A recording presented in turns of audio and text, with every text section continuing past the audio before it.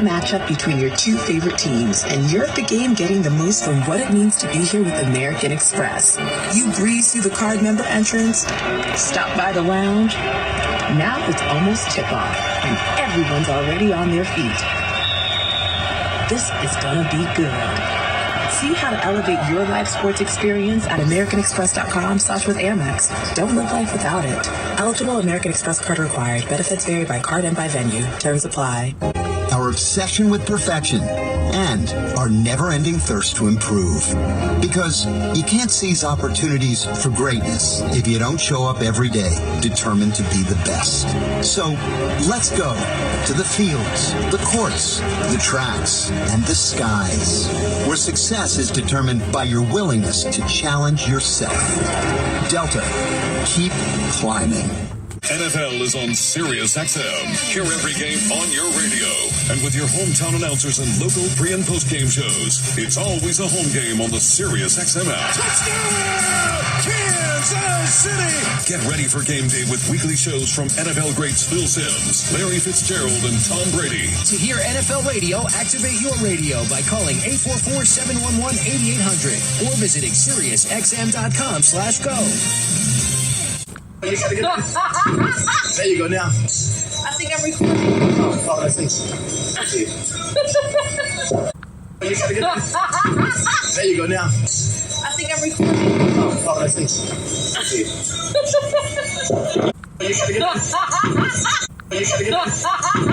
Sam Triumph, your life. This is Dr. Laura. If you want some no-nonsense advice, call me. Your future. Dave Ramsey here will give you the proven strategies for your life, your money, your point of view. It's me, Megan Kelly. Smart, in-depth, fun, sometimes provocative conversations on this show. I'm not going to hold back. Plus, inspiring views with Glenn Beck. And daily bombshells on crime stories with Nancy Grace. To hear SiriusXM Triumph, activate your radio now. Call 844-711-8800 or go to SiriusXM.com/go to sign up quickly.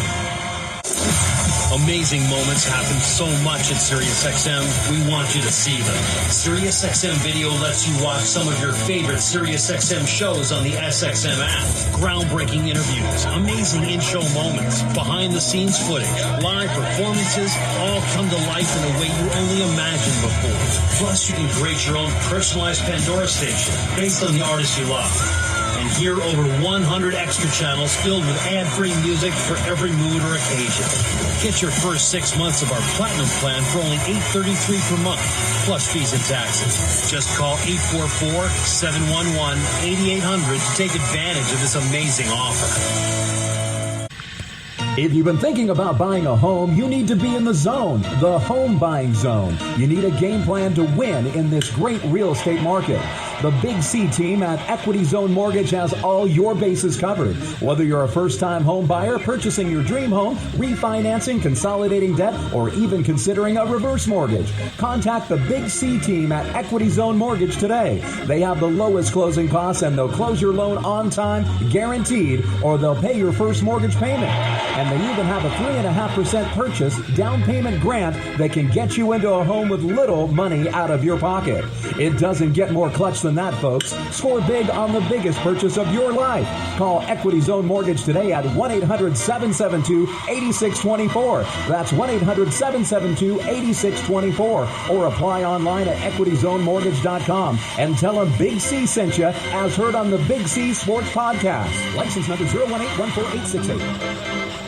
Now, for a limited time on Channel 104, and always in the SiriusXM app, included with all trials and popular plans. Imagine a long road trip where the designated DJ isn't forced to flip from station to station, avoiding commercials and trying desperately to find a signal, where you're not forced to resort to endless rounds of the license plate game to kill time. Stop imagining and start listening to commercial-free music from nearly every genre, coast to coast. Subscribe to SiriusXM, and your music stays with you wherever you hit the interstate or take the back roads. Call 844-711-8800 to activate your radio now. Tom Brady, and I'm back on Sirius XM for another season of Let's Go with Jim Gray and Larry Fitzgerald. Let's go, baby. I'm kicking off the next chapter of my career and talking with some of the biggest names in sports and entertainment. Charles Barkley. I wish I could say positive things about everybody all the time, but if you play bad, I can't get on TV and tell people you played good. Catch Let's Go Mondays at 6 Eastern on Mad Dog Sports Radio, Channel 82, and exclusively on the Sirius XM app. Rondo Deportes, bonjour, vidi vidi vici, let's get ready to rumble. Welcome to the show. My name is Chalkin of Big C Sports. This is Big C Sports coming to you worldwide on the Big C Sports Network, on the #1 network in the United States of America. And Big C Sports has been voted the #1 sports show in the universe, according to me, and people with 29 podcast applications. That's my story, and I'm sticking with it. What a beautiful day in the neighborhood. A beautiful day in the neighborhood. Won't you be my neighbor? Shut up! You know, at 3 o'clock in the morning, you know, I'm trying to always bring the neighborhood together, but some neighbors just don't appreciate it when it's 3 o'clock in the morning. You can appreciate it Monday through Friday at 5 or 6 p.m. worldwide. You can follow on 29 podcast applications all over the universe. You can follow Big C Sports on Google, Alexa, Spotify podcast, Apple podcast, Spreaker podcast, iHeartRadio podcast, Amazon podcast, TuneIn podcast, Good Pods podcast, Cashbox podcast, Deezer podcast, Podcast Addict, Podchaser. You can also follow Big C Sports podcast on, I'm telling you, I love it, Gio Savon out of London, England, as well as India and Africa. Podtail, YouTube, Hubhopper, Stitcher podcast, Radio Line, WePod podcast, Luminary podcast, Listen Notes, Podcast Wise, Podbig, Verbal Podcast, Podcast Podyssey, Podcast Republic. Also, there's one that used to scare me midnight desert. It's called AllFreeze.ai. The robots are trying to take over. Give that some praise. But we got to make sure we turn those robots off. I have a song. It's by Teddy Pendergrass. It's called Turn Off the Lights and Light a Candle. You see, there's something I've been wanting to do to your baby. He said, turn them off. We want the real Teddy Pendergrass. Well, you can't get the real Teddy Pendergrass. You gotta have the real Big C. If that makes sense to you. I got a beautiful day coming up today. It's August. I'm telling you, something, you know, right around the corner. I got a gentleman by the name of August Wesley coming on the beautiful November the 2nd, 2023. Give him some praise. He has a world of knowledge, a wrestler, former coach. He's been around the block, and his son is also doing some things for the Olympics for the United States. And also, he's been a part of coaching for Cape Verde. I'll get him on in just a moment. So today's show is a little bit different. I'm going to also get into talk about reparations. And I want to talk about how Congress is also considering reparations. But I'm going to take what's called the Big C pause, also known as the Big C timeout. When we come back, we're going to get August Wesley on the phone, and he's calling in from Rhode Island on the East Coast. We'll be back in just a moment. All right, we are back from the Big C pause, also known as the Big C timeout. You can follow Big C Sports 24 hours a day, 7 days a week on 29 podcast applications all over the universe. And streaming on 4 TV platforms, Xfinity, Comcast TV, Apple TV, Roku TV, and Amazon Fire TV. I told you I have a special guest. He's been on before, but he's backed by a popular man. August Wesley, he's actually a wonderful coach for wrestling, and his son is also has his eyes set on the Olympics. He's also been part of the coaching at Cape Verde for the Olympics. But August Wesley is one of the gentlemen that was on my very first TV show back in 2018. And August, I tell you, I never got the video of the TV recording.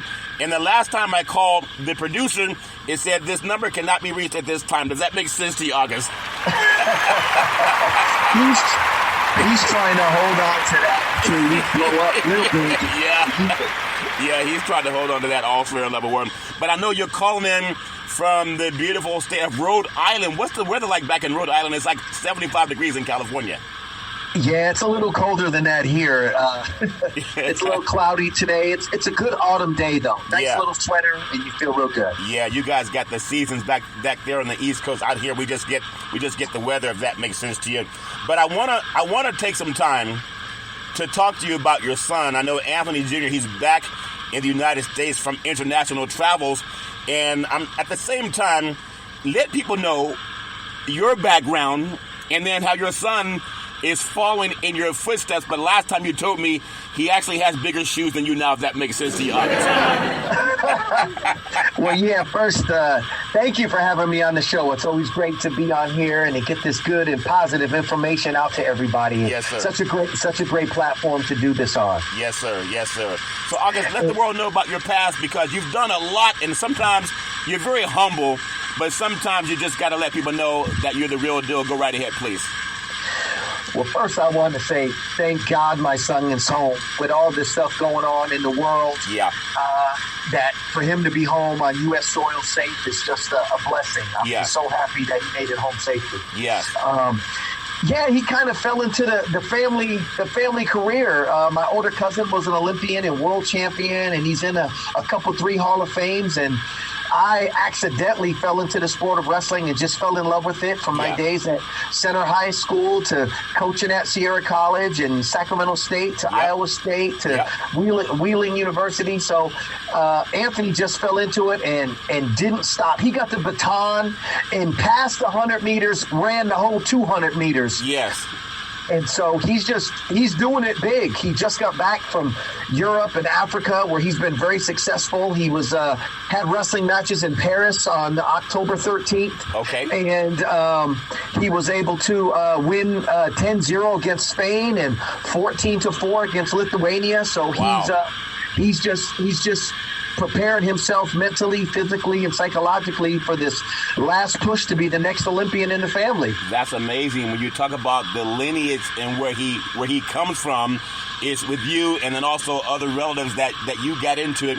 Now, you said you fell into wrestling. You can't really fall into wrestling. Someone had to show you something, because if you fall, you're going to be like Tyson Fury, who was on his back against Francis Ngannou, and they said the guy on his back won the fight.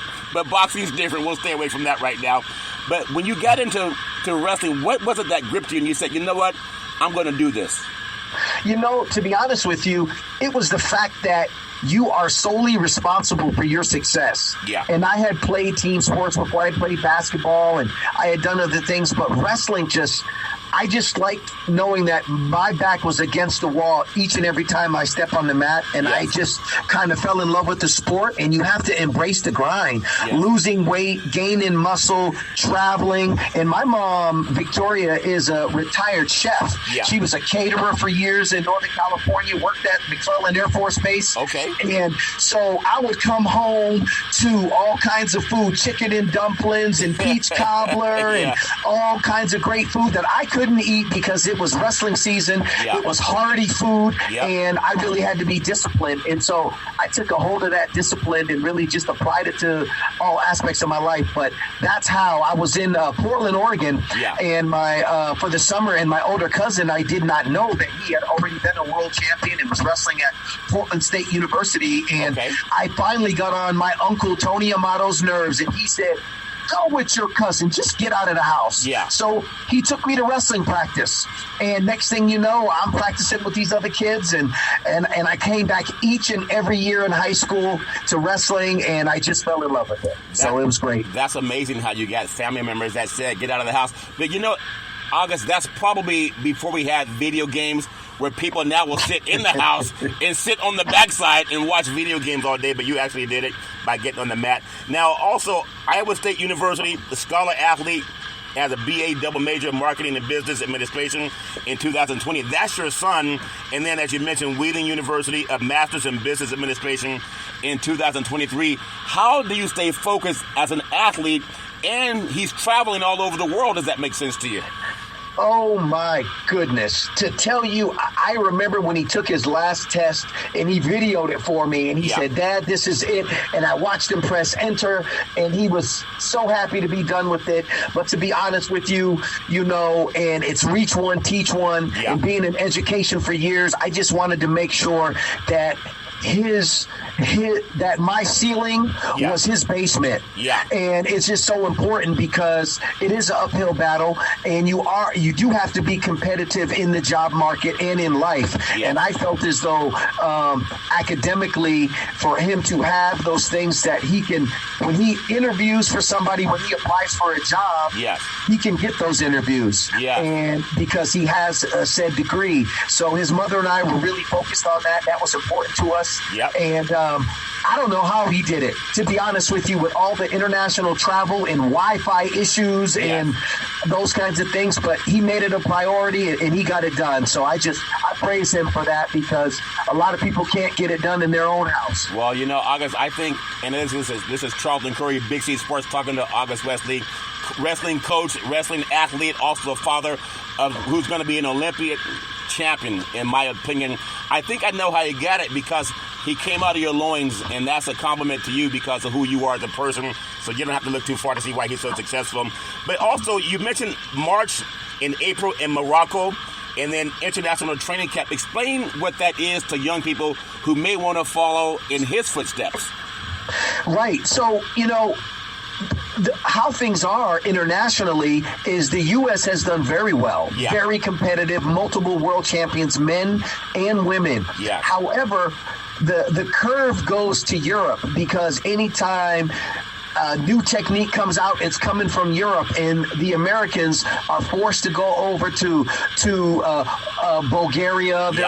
They're faced to go over with Russia when they're not having war. They're forced to go over to these Eastern Bloc nations to get the best technique. Yes. Well, I just felt as though instead of waiting for the technique to come back to us and then learning a watered-down version, I have enough connections. I know more than enough people to put him in front of those coaches so he can get it firsthand. So in March, he left coaching there in Rochester, the RCTC team that he was coaching at, and he went to Morocco. He trained there, had a great training camp. He was there for 30 days. Yep. He left there and then went on to Paris and trained in Paris, and then went to Tunisia to the African Championships, where he advanced to the semifinals and then ended up placing 5th there. Yeah. He wrestled in the beach games and didn't stop. Went to Portugal, wrestled in a camp there, went to South Africa, wrestled there, got 2 gold medals, stayed there for 35 days up northern of Peoria, which was a great for him to be there deep into the motherland. Yes. And then he left there and went to Belgrade, Serbia, wrestled in the World Championship. So he's with everybody that he'll see in the Olympic Games. Wow. That was a blessing for him to be there and to train with them and to breathe with them and, be in the same areas with some of the best wrestlers on the planet. Yes. Then after that, he went back to Paris. He got selected. They selected 45 athletes from around the world to take part in this camp in Paris, and he did that, and that's where he got to wrestle, make some new friends, and harness his skills. And then now he's home for a much needed break. Well, I'm sure your wallet also deserves a much needed break too. But oh, wait a minute, was it cheaper to feed him when he's traveling or when he comes home? It's cheaper to feed him when he's traveling, because those European dishes are a lot smaller. Where's the beef, right? Exactly. I'm sure he's looking for a Big C burger now. And 2 all-beef patties, special sauce, lettuce, cheese, pickled onions, and some collard greens on the bun. That's the Big C burger. Hey, Big C. that sounds like something from McDowell's. Hey. McDowell's restaurant to America. I know McDowell's when I hear it. Hey, but I don't tell you what's on the sauce, so I don't want them suing me. They don't put collard greens on there, so all fair and level war. But I want to take you back to the September Serbia, and I think that's the first stage of the Paris Olympic qualifications. Is that true? Your thoughts?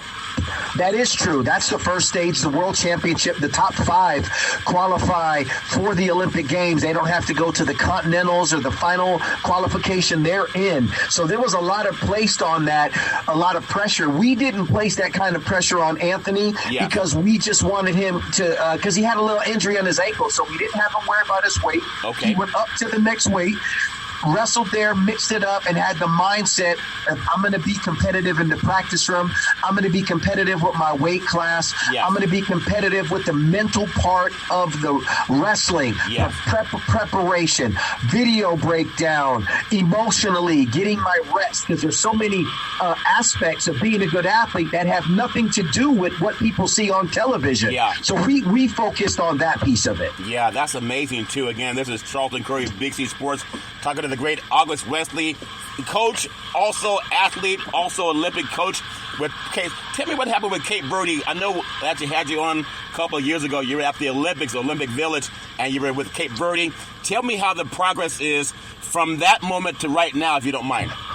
Yeah, a lot of progress. I can tell you that, for one, Cape Verde has done a fabulous job of building sport programs in and out of the country. So they have really been inclusive to the athletes that have lineage to Cape Verde that are now in Massachusetts or Rhode Island or California, and making sure they have an opportunity to try out. Raul Sole and Filomena Fortes, the president and vice president of the Olympic Committee, are really stretching out their arms to make sure everybody knows. That said, in the past Olympics, Tokyo was really difficult because there was rules and regulations. Yes. They wasn't letting people leave the Olympic Village. Oh, really? And although we had our Olympic credentials for both of us to go as athletes, we had wasn't able to do all things that we could have. So that was kind of tough. Yeah. But being identified as Olympians was special that I had with my son. This go around will be completely different. Yes. Because we're going to get a house for 30 days. So anybody like yourself that wants to come and celebrate and participate, you are welcome to come. We got you. Well, I appreciate the crucial question for me. I know you got to have passport to travel, but do you have collard greens? That's kind of that's the deal maker, if that makes sense to you. We're gonna have red beans and rice. We're gonna have collard greens. Yes. We're gonna have some Cape Verdean food for you. Yes. We're gonna have some machupa. We're gonna have all kinds of things. Some jag. So we're gonna take care of you. Don't you worry about that. August, you had me at hello, okay? All the other stuff is just extra. But I want to say, talking to August Wesley, Olympic coach, also athlete, professor, and when you talk about your son to follow in your footsteps, as African Americans, oftentimes people see there's this thought that we love basketball more than anything, and then football, NBA is about 80% African American, NFL football is about 75% African American. When I grew up, we had the days of boxing where you had Muhammad Ali, you had Thomas Hearns, you had Sugar Ray Leonard, George Foreman, and all the great boxers. And then later it moved into Mike Tyson, who was knocking everybody out, Evander Holyfield. And now you think about, I think about the days of Thomas Hitman Hearns, Marvin Hagler, and Floyd Money Mayweather, who never lost a fight. What is it about wrestling that maybe men of color have missed, if that makes sense to you? Yeah, you're going to throw in Sugar Ray Leonard in there. Yeah. And, I mean, so many of those, Pernell Sweet Pea Whitaker, we definitely have had people that have done it time and time again. And I just think that combatant sports, in the United States, people of color have been forced to show their dominance through combatant sports. So sports that many people said were not thinking sports. That's why blacks weren't quarterbacks. That's why blacks then weren't captains of the team. That's why they weren't doing crew. That's why they weren't doing sports like that. But you had to look and find out that they were doing fencing in Harvard in the 1940s, that they were wrestling, that Jack Johnson was a stud heavyweight boxer, and he was a smart man. So unfortunately for us, that we were kind of funneled in a certain way that we had to use our brawn more than our brain. But then when you have people like Floyd Money Mayweather that's making money continuously, he hasn't been in trouble, he hasn't had these things, and he's still successful, he's still a pioneer. You have a Sugar Ray Leonard that's a pioneer that's still doing things. So it's really funny to see how when they thought it was going to be a crutch, how we was able to flip that and use it as an opportunity to help our family, our friends, and be the next generation of wealth in this country. Yes, I appreciate August Wesley, former great wrestler, obviously, coach, also Olympic coach, and his son is ascending to the world of the Olympics, and I believe Anthony will be an Olympic champion. I just want to put that out there for you. I appreciate so much talking to you and your history and your knowledge that you have in the world of sports and also political spectrum too. I was telling you, as I want to ask you one more thing about your son, and then I want to talk about something that's happening also on a worldwide level, from Prince Charles of England to even in the United States. We have President Joe Biden. Many people are talking about reparations. But before I get you on that question, August, I got to ask you this thought. When you look at how men have dominated the world of wrestling, and also men have dominated the world of football, and you could even say baseball and basketball, for women, as they leave high school, they can play college basketball. Now we have WNBA over the last maybe 2 decades. We don't really have professional baseball for women to get into once they graduate high school or college especially. And then when you look at the men's sports, dominant in sports, they're having flag football where women, or we can say young girls, can also play that at a high school level. Will there ever be a push for women to take up the wrestling scene the way they do volleyball and also basketball, if that makes sense to you? Okay, a couple of things. One, flag football will be in the Los Angeles Olympics. That's right. They have been showing it on Monday Night Football. They have been doing highlights to it. We are really excited. We're working on now setting up a federation so that Capo Verde can have a team that participates in flag football in Los Angeles Olympics. Yes. So that is very exciting. Yes. Women in wrestling has grown and grown. Women wrestle in the Olympics now. Women are in the World Championships, and it is growing. You have girls in California that they have their own state championship, their own sectional championships, their own tournaments that are great, make great revenue, publicity, sponsorship is huge. And California has led the way in that, just so you know. So it's been a great thing, and it hasn't been separate but equal. That's a problem. It's been separate but equal on an equal playing platform. So at the state meet for California high school sports, they have women wrestling right next to men directly. And so it's a great thing. So women are now getting scholarships. The University of Iowa was the first Power 5 school to start with the collegiate atmosphere for women, giving full ride scholarships for academics in a Division I atmosphere. So they were the pioneers, and women's wrestling is the fastest growing sport in the NCAA to date. Right now. That's beautiful. When you think about boxing, Layla Ali hit the scene, obviously Ali's daughter. And then in the MMA, the world of MMA, Paige Van Zandt, Holly Holmes. There were so many women that got more money and more publicity when they became MMA fighters, which is a brutal sport. And do you think that the women wrestling will ever get to the stage of women in MMA, if that makes sense to you? Wow. She be stinging. Ali. Woo! Yeah, amazing. After she beat up the farmer's daughter, everybody started licking, huh? Remember that? So, but that one young sister, Clarissa, has been doing things, dominating people. She talks and she backs it up. I'm a big fan of hers and what she's doing for the sport, taking it to the next level. So women are doing things in the sport of boxing. So in terms of wrestling, I believe it's only going to grow. There is sponsorship out there for women that are wrestling. There is money prizes for women that are in wrestling. And just because you brought it up, there's a tournament in New York, November 15th to 17th. It's called the Bill Farrell New York Athletic Club International, and we from Pittsburgh are sending athletes there. We're sending 2 women, 3 men. It's going to be exciting. It's a tournament that's been going on for years. So women are right there in the trenches, just next to the men.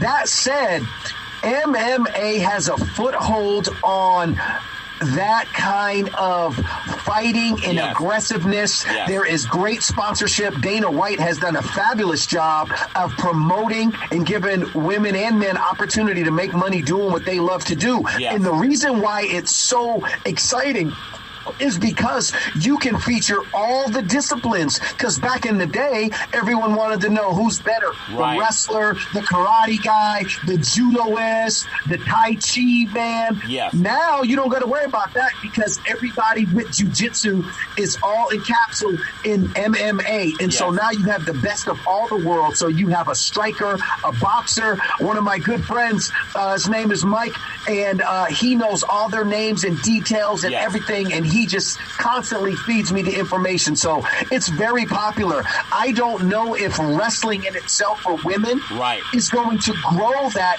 big until some of those women, I think, make the transition to MMA, and then they'll go backwards with saying, well, how did you get so good?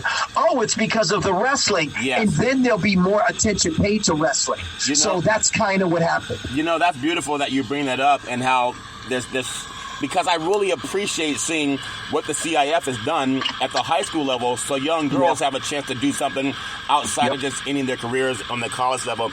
I know this is a great conversation with August Wesley, Coach Verde, also with the Olympics, also a great wrestler himself, and then his son is also following in his footsteps. I don't know if you saw the fight. You know, the first time it happened where they crossed boxing and fighting styles, it was Conor McGregor and Floyd Money Mayweather. They ended up with the boxing style. Obviously, Floyd Money Mayweather is much more skilled as a fighter and a boxer than an MMA guy than Conor McGregor was. But we just saw over in Saudi Arabia, Francis Ngannou, a former world champion in MMA, he actually put Tyson Fury on his back, right now considered the heavyweight champion. But based on my own two eyes, I had a hard time thinking that a guy laying on his back was considered the winner by split decision. And, I mean, I'm not a judge, but obviously there's a lot of people that feel the reason boxing is not something that people love anymore as much as they used to is because when you see a guy laying on his back, how does he get up and get the split decision? I thought Francis Ngannou won that fight, in my opinion. Your thoughts? I'll give you my thoughts. First of all, I'm not a judge, but I'm not blind either. And the Gypsy King found himself flat on his tail feathers and early. And so to me, I felt as though Francis did enough to win that fight. I got nothing against the Gypsy King. He talks and he backs it up, and he doesn't run from anybody. That said, that night did not belong to him. I think that Francis got robbed. I would love to see a rematch. But I can tell you the sweet science goes to the Gypsy King because he does have a tendency to outbox his opponents. He has great footwork. He can move. However, with Francis stalking him down, was dominating the fight, the whole fight, led more power punches. I would have liked to have seen some of the old guys, Larry Merchant, call that fight because I think that they would have put it out there. The CompuBox numbers, I think, were a little misleading. But I thought the eye test just clearly told me that he should have won. But the champ, you got to take it from. And I wish that knockdown would have been a little bit later in the fight because it gave the math just didn't work for me. And I'm not a great math student, but the math didn't work because it suggested that he won a 10-8 round or a 10-9 round later in the fight when it didn't seem that he dominated those rounds. So to me, it seemed like that was questionable at best. I think the people should call for a rematch and let's get ready to rumble. I love that. Talking to the great August Wesley, a wrestling coach with the Olympic Cape Verde, also Iowa State, started in Northern California. Now his son, Anthony Wesley, is going to be I'm just going to say it, a future Olympic champion. As we get ready to close, and I always love talking to you, especially since you said there would be. Now, I don't want to put you on the spot because we're all over the world. Did you say there'd be collard greens if I happen to make it to your location? Is that what you said, sir? Hey, listen, my mom is a chef, Victoria, and she will hook it up for you. Okay. So let me get a couple things. So Anthony, so much, he's in a wedding rehearsal right now. Yes. Because his old college roommate, Marcus and Lilia are getting married on Saturday. Anthony's in the wedding. Wow. And he's in Broken Arrow, Oklahoma right now. So they're going to be Mr. and Mrs. Simmons. And I'm so excited for him and proud of Marcus for making that decision. Anthony's going to be there proudly watching him jump the broom. And that's going to be an exciting time. So he definitely can't wait to talk to you himself to do that. Definitely we'll get him on there. Before we close out August, I was telling you last time, again, talking to August Wesley, Olympic coach with Cape Verde, also former great wrestler himself, and now his son is following in his footsteps. I talked to most athletes over the years about things that are going on in the United States and around the world, and there's this push for reparations for descendants of chattel slavery. And I know Georgetown University, since we last spoke in August, no, actually it was September. In September, they pledged over $1 billion to 272 families that helped build Georgetown. You know, those children were sold off to help pay for the, and that's, could you imagine your child being sold and then someone coming later and saying, well, they don't deserve reparations. We only sold several of their children. And you know, slavery was from cradle to grave. They had no rights, no protection, no anything. But I'm so emboldened because California studying reparations. They're already pledging between $1 million and $3 million per citizen. And now Georgetown beat people to the point they came out and said over $1 billion to start to just 272 families. What does that mean to you as a man of color and someone that's well-read and not just into sports? Yes, sir. Your thoughts? A couple of things. First, they came out with some studies that it says most California voters oppose cash reparations for slavery. Polls find. So they're polling people and talking about where cash should go. I don't think people that are not of color and didn't have their ancestry stolen, raped, pushed around, taken from them to where they don't know their last name. Don't even get me into Malcolm X. That don't know their last name or where their family's from should be able to have an opinion on said topic.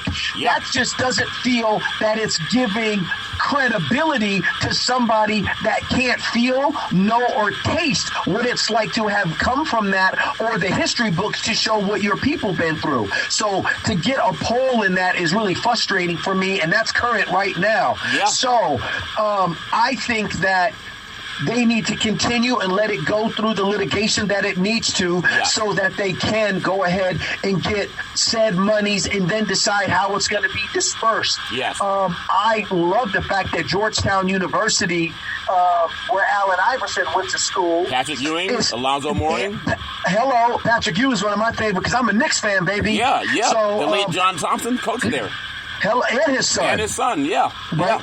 So I just feel that the fact that they stepped up, being a parochial institution. They're not just a regular school. They are a parochial school of faith that stepped up and did that where they did it. And that is huge to me that they are setting the precedent that you can go ahead and support said cause. So I like the fact that they did that. And I think it's only going to grow. And it's not just for people that's going to receive it. It's catching the eye of people nationally.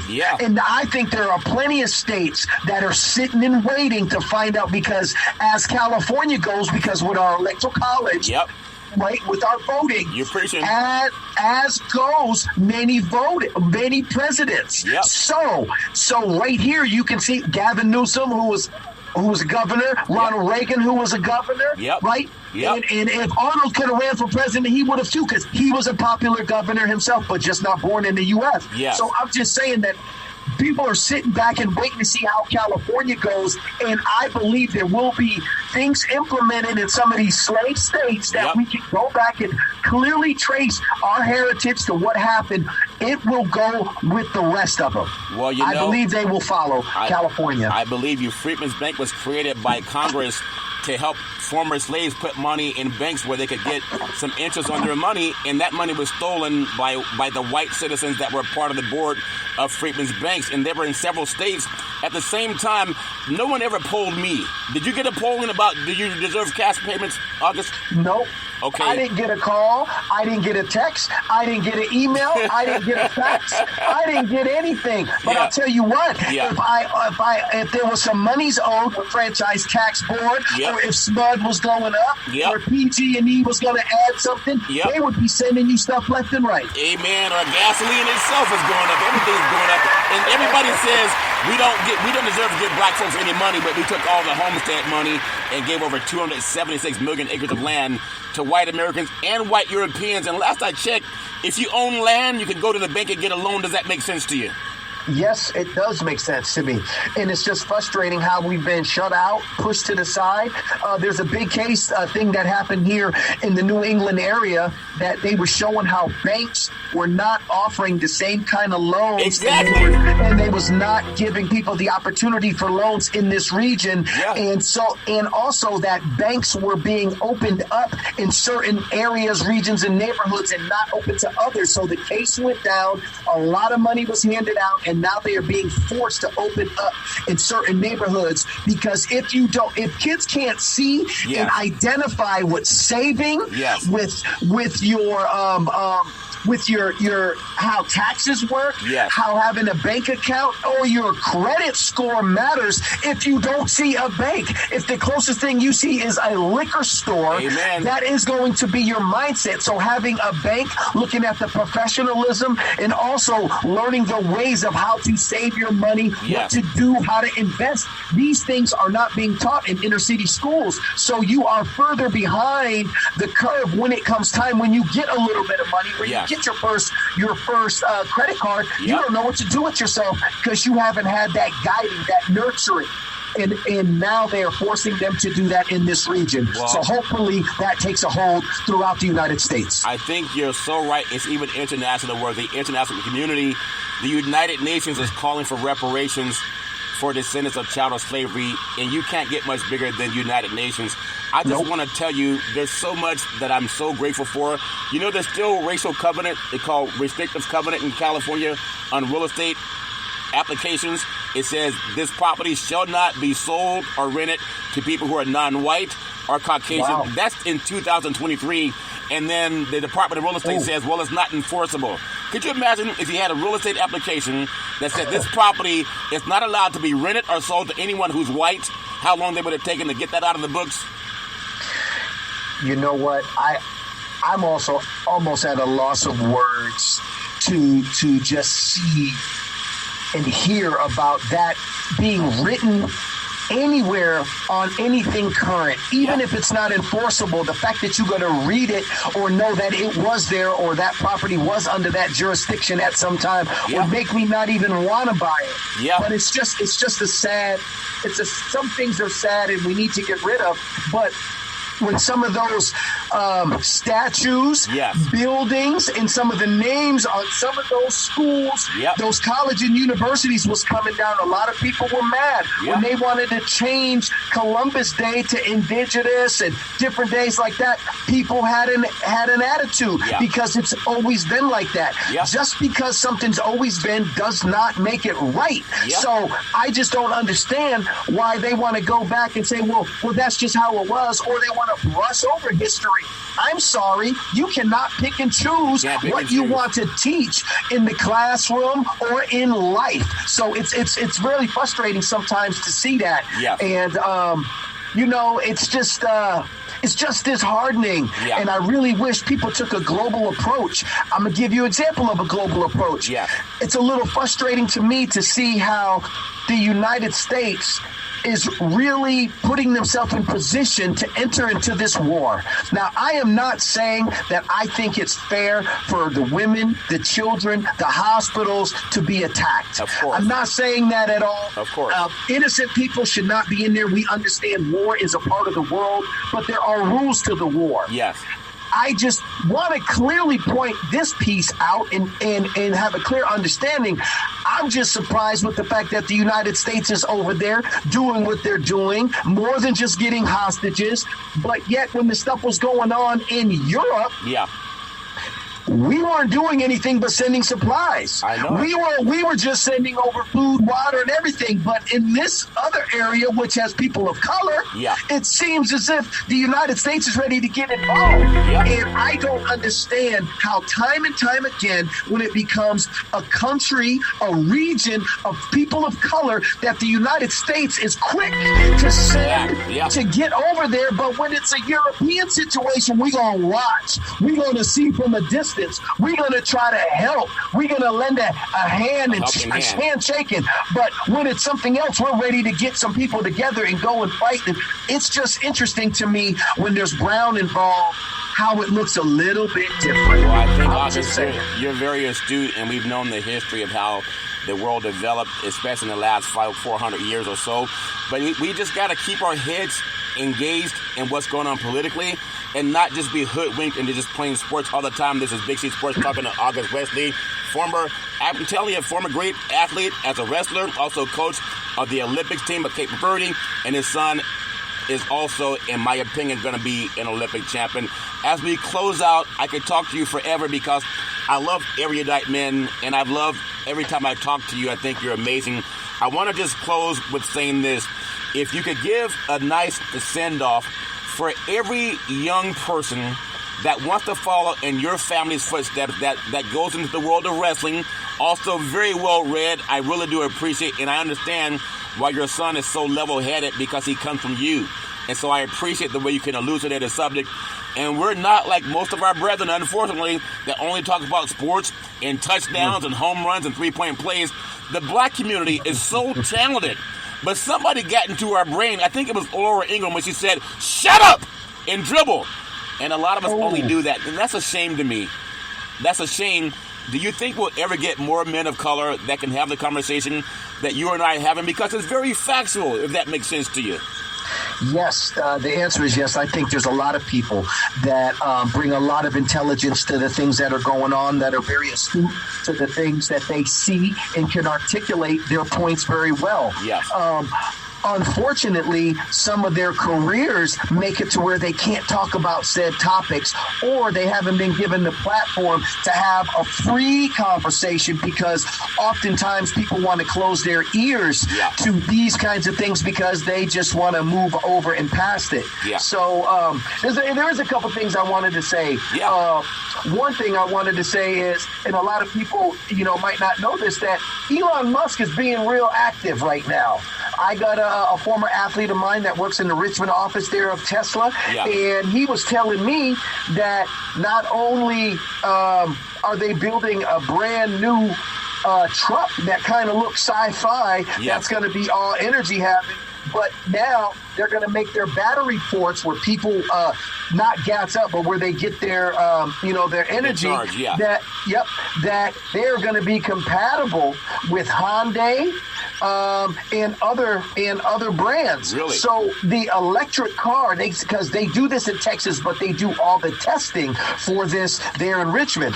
And so he was saying, watch out, because they are rolling out.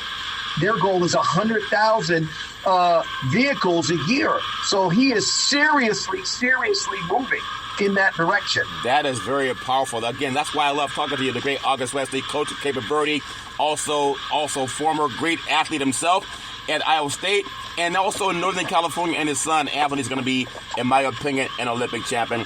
As we close, and we have about another minute, I just want to, number one, I want to wish you a very happy holiday season coming up. I know there's going to be a lot of people getting together for the holidays. And also, with you and your son, your journey really across the globe, how you've been able to just mentor him and have him grow up. And, he's grown up underneath your wings. And sometimes the challenge, and I'll say this in the next 2 minutes, I want to give it more time. There's a thing that's happened in the United States where oftentimes how do I say this? I'm just going to say it. There's a time where there's a lack of an emphasis on black fathers and their children. And there are times when there are forces that will try to tear apart that relationship of the black father and his children, where it may not do that in other cultures. And I know that started with the Kerner Commission back in the days of civil rights where they kicked the father out of the home so the mother could get substance, and they wouldn't get the substance if the father was in the house, who couldn't get a job because of all the racial garbage in our country. Give me your thoughts on what it takes to keep more men and their children to fight through that system, that invisible pressure that has torn black families apart for years, if that makes sense to you. Wow.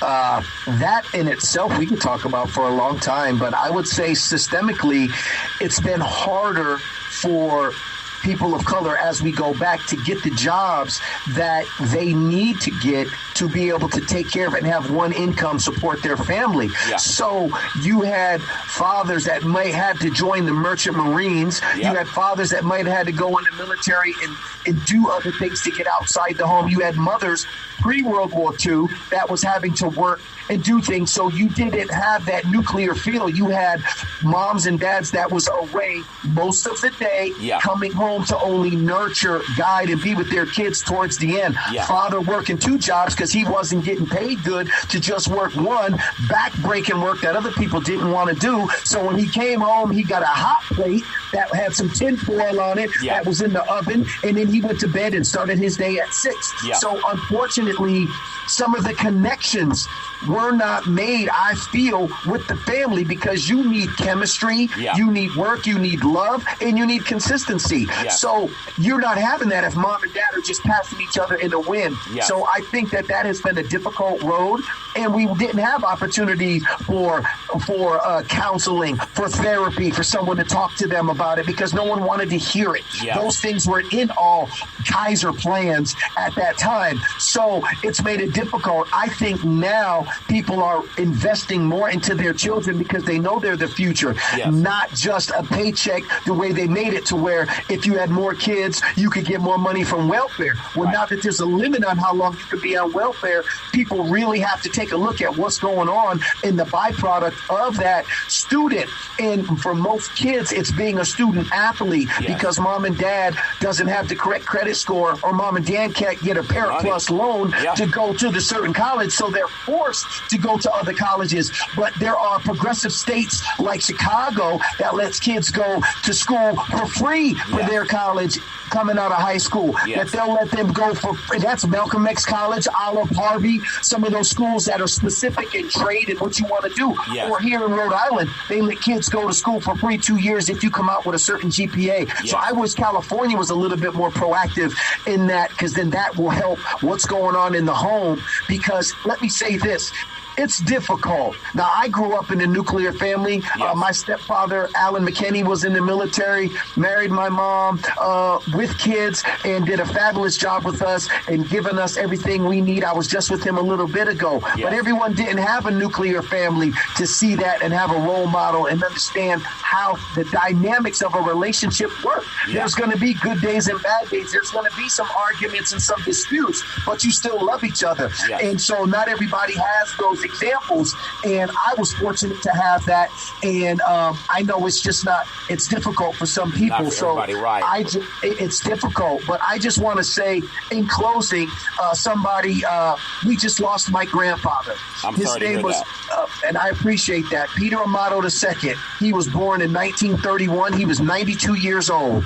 His birthday was September 22nd, and he died last Saturday. I went to his apartment to check on him, and he had passed away. So it was very difficult because not only does he have children, grandchildren, and great-grandchildren, but if it wasn't for him, and I stood up at his funeral and talked about my grandfather, Peter Amato, and talked about that he lived alone but was not lonely. I told everybody some stories because I got to go and hang out with him and sit at his foot and talk about how things were when he was working on the docks, how things were difficult back in the 50s and then 60s, and the things that he went through. That's an education you cannot pay for. Do you hear me? You cannot pay for that education. Have a grandparent that saw and went through things and had to deal with life and make things work. So I said, him and my grandmother, Barbara Wilcox, if it wasn't for them, none of us in this room would be here. And it's just important that you pay homage to where you came from, because there ain't no you. It's like if you're watching the movie Back to the Future. Yeah. Remember how that picture was disappearing when the parents weren't together at the Enchantment Under the Sea dance? Yep. They were starting to fall out. He couldn't see his hand. The same thing that goes back if we go back in history. So my grandfather, Peter Amato, leaves behind my Uncle Buster, my Auntie Pammy, and my mother Victoria. He did a great job.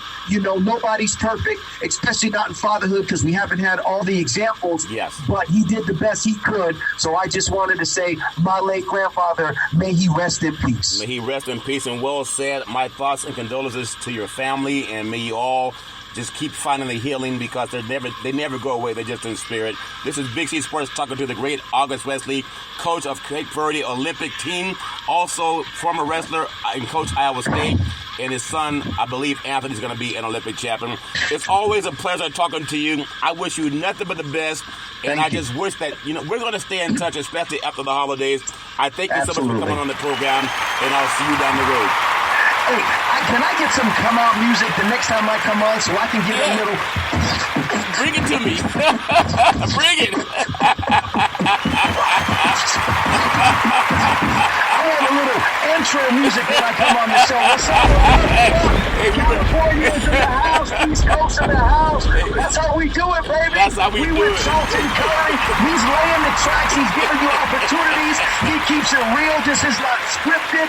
He did not plan this. He called me up and said, "Are you free?" And we said, "Let's do it." I always have a great time with you, brother. Man, anytime, any day, let me know. I'm with you. I praise you, man. You're amazing. I wish you nothing but the best. The great August Wesley. Google his name and follow his fame, if that makes sense to you. Have a super fantastic day. I'll catch you down the road.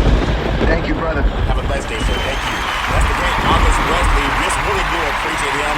He was on my very first TV program back in the day with Big C Sports, and his son is going to be a future Olympic champion. This is Big C Sports. I'm going to take this call, the Big C Pause, also known as the Big C Timeout, and I'll come back in just a moment.